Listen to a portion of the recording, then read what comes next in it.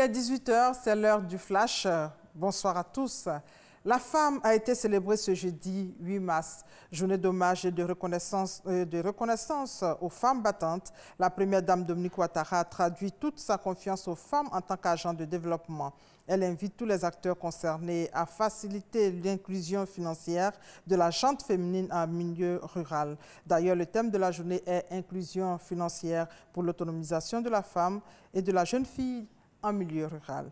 Je vous propose maintenant un extrait de son message. L'inclusion financière est définie comme étant une offre de services financiers et bancaires de base à faible coût qui s'adresse à des consommateurs en difficulté et exclus des services traditionnels.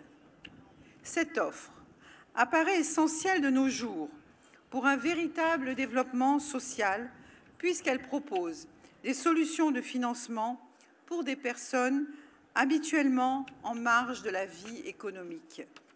Dans ce contexte, il est impératif d'inviter tous les partenaires, tant du secteur public que du privé, à fédérer leurs efforts afin de faciliter l'inclusion financière réelle des femmes, particulièrement celle du milieu rural. En effet, donner accès au financement de nos sœurs, quelle que soit leur situation géographique, ne peut que favoriser l'amélioration de la qualité de vie de leur famille. Celles-ci auront alors la possibilité d'accéder aux services de santé, à l'éducation de leurs enfants, ainsi qu'à un logement décent.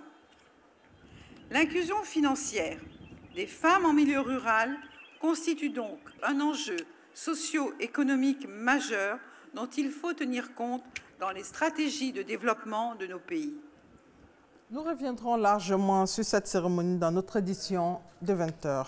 Aujourd'hui en France, on estime qu'à travail égal, la différence de salaire moyenne est de 9% entre les deux sexes. Des écarts qui persistent sans justification. Le gouvernement d'Édouard Philippe a choisi d'annoncer une mesure originale lors de la Journée internationale du droit des femmes ce jeudi. Obliger les entreprises de plus de 50 salariés à se doter d'un logiciel pour mesurer ces différences de traitement, puis sanctionner les sociétés qui ne feront pas d'efforts pour résorber les écarts. Les contours de ce projet sont encore à préciser, mais l'État français prévoit d'y mettre les moyens. Ce soir, vous aurez droit au deuxième numéro de votre dossier politique. Thème choisi, les hommes politiques et Internet. Ces dernières années, l'arène politique utilise beaucoup la toile pour communiquer.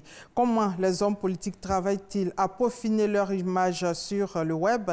Comment l'outil Internet s'est-il positionné aujourd'hui comme moyen de communication incontournable?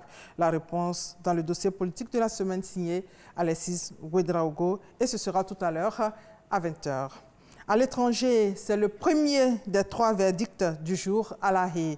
L'ancien vice-président congolais Jean-Pierre Bemba et ses 4 co-accusés restent condamnés pour atteinte à l'administration de la justice.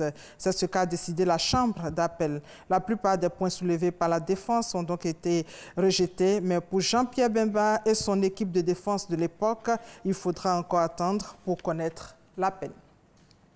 Pour terminer, l'ex-guérilla FARC a annoncé jeudi qu'elle se retirait de l'élection présidentielle en Colombie prévue fin mai suite aux problèmes de santé de son leader et candidat Rodrigo alias Timochenko. Et voilà, c'est la fin de ce flash. Tout de suite, votre info régionale supervisée par Chantal et Ouma Kandan. Merci de votre fidélité. Moi, je vous retrouve à 20 h.